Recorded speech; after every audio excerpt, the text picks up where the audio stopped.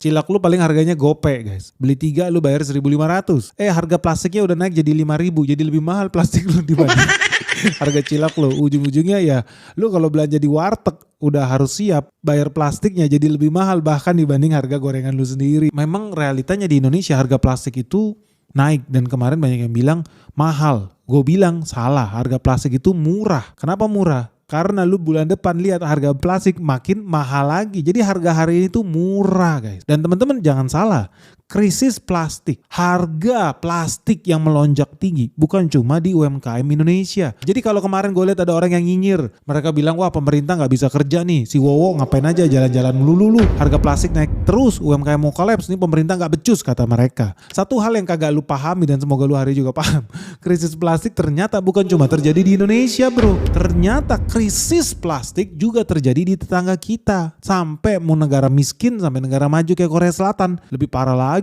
Lu tahu di Korea Selatan itu bahkan plastik punah.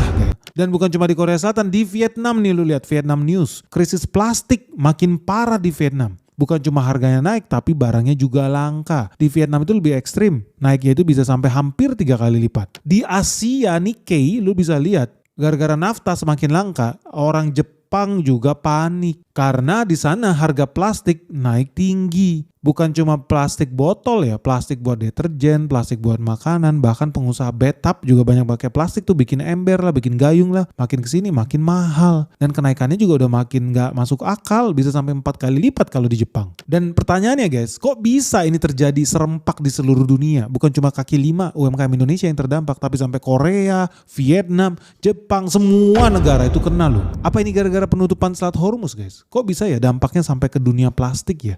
Emang apa sih hubungannya guys? Ternyata bahan baku plastik itu berasal dari nafta guys. Nafta itu berasal dari minyak bumi. So teman-teman kalau lu tahu harga minyak bumi naik itu harga crude. Crude itu minyak bumi yang belum diproses. Jadi teman-teman kalau tahu ya minyak bumi dalam strukturnya, dalam 1 barel minyak yang lu beli, crude oil itu minyak bumi yang paling basic. Itu isinya bukan semua bensin, enggak. Paling bawah, paling berat, residu, sampah itu yang dijadikan aspal guys. Itu dari minyak bumi loh. Jadi lu kalau naik mobil, percayalah lu sedang berjalan di atas minyak bumi, namanya aspal itu. Nah deket-deket dari aspal yang berat itu di bawah 1 barel itu ada marine fuel. Jadi minyak buminya udah kayak padatan guys, solid. Itu yang dipakai buat bahan bakar kapal.